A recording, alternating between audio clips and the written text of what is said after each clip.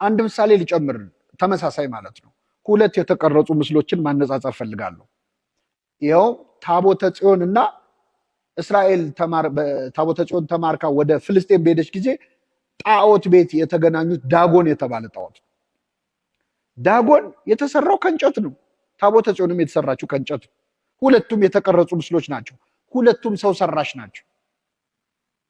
እንግዲህ ፍልስጤማውያን ሁለቱም የተቀረጹ ምስሎች ናቸው፣ ሁለቱም ጣዖት ናቸው ብለው አስበው አስገቧቸው። አንድ መድረክ ላይ ያስቀምጧቸው። በማግስቱ ዳጎን የተባለው ጣዖት በታቦተ ጽዮን ፊት ሰግዶ አደረ። ደነገጡ፣ ወደ ቦታው መለሱት። ድጋሚ በማግስቱ ሲመጡ አንገቱ ተቆርጦ እጁ ተቆርጦ ደረቱ ብቻ ወድቆ አገኙ። ደንግጠው ይህንን ታቦት በክብር ወደ ሀገሩ መለሱት። ያንን ቤተ ጣዖት ግን ረግጠውት አያውቁም ይላል። በዳጎንና በታቦት መካከል ያለው ልዩነት ምንድን ነው? የእግዚአብሔር ታቦት ከጣዖት ጋር ምን ህብረት አለው ይላል አይደል? ለምንድን ነው ልዩነቱ? ሁለቱም ሰው ሰራሽ አይደሉም ወይ? ሁለቱም ከእንጨት ነው የተሰሩት፣ የተቀረጹ ምስሎች ናቸው። ምንድነው ልዩነታቸው? ይሄን እግዚአብሔር ይሰራ ብሎ ያሰራው ነው። ያኛውን ግን ሰዎች እግዚአብሔር ይሁን ብለው ነው የሰሩት።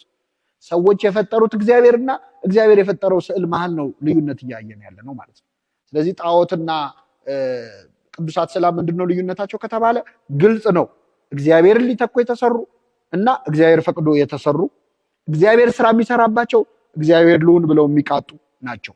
በዚህ ምክንያት ነው ቅዱስ ጳውሎስ በሮሜ መልእክቱ ምዕራፍ 1 ከቁጥር 20 ላይ የአህዛብን ሙከራ ሲገልጸው ይላል የእግዚአብሔርን ክብር በሚጠፋ ሰውና በወፎች አራት እግር ባለው በሚንቀሳቀሰው መልክ መስለው ለወጡ ይላል። እግዚአብሔር እኛ እኮ የክርስቶስን ስዕል ራሱ ክርስቶስ ነው ብለን አናምንም። የክርስቶስ ስዕል ነው እንጂ ክርስቶስ አይደለም። ልክ ስሙን በምናይበት አይን ነው በነገራችን ላይ ስዕሉን የምናየው።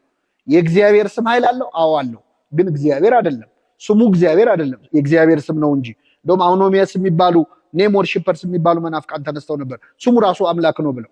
እኛ እንልም ስሙ የአምላክ ስም ነው እንጂ ስሙ ራሱ አምላክ አይደለም። ስዕልም እንደዛ ነው። የክርስቶስ ስዕል ነው እንጂ ስዕሉ ራሱ ክርስቶስ አይደለም። ክርስቶስ ስራ የሚሰራበት ነው። ስሙ የሚሰራውን ስዕሉ ይሰራዋል ብለን እናምናለን። በዚህ ምክንያት ጣዖትና ስዕላት እጅግ በጣም የተለያዩ ናቸው።